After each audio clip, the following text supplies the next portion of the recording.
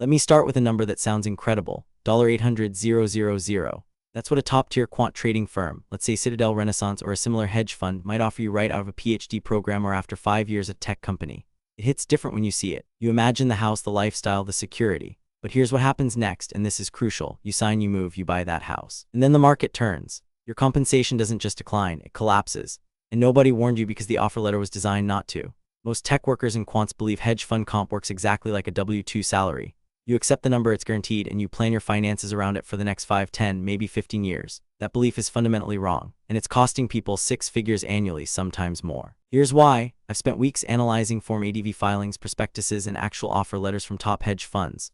The pattern is identical across the industry. When you get an $800K offer, nobody's lying to you, but they're not telling you the whole truth either. The structure breaks down like this. Roughly $500,000 is base salary, that's guaranteed W-2 income. The remaining $300,000, that's equity, carried interest, or performance-based bonuses. And that second part is absolutely not a guarantee. In fact, it's the opposite of a guarantee. Let me show you how this plays out in real dollars and real time.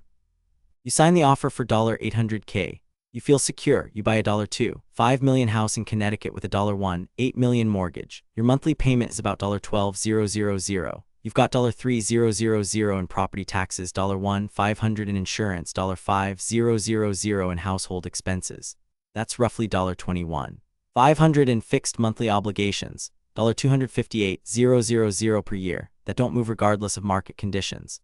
At $800K gross income after taxes at roughly 45% in high-income states like Connecticut or New York, you're taking home around $440,000.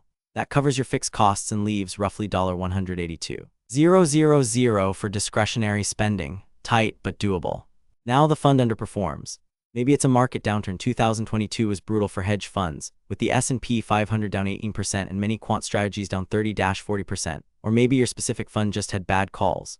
Regardless, the result is the same. Your $300,000 equity component doesn't just shrink. It can collapse 40 to 60% overnight. You're looking at receiving $120,000 to $180,000 instead of $300,000. Your total comp drops from $800K to somewhere between $620K and $680K. Here's the part that destroys people financially. Your expenses don't collapse with your comp. Your mortgage is still $12,000 a month. Your property taxes didn't drop 50%.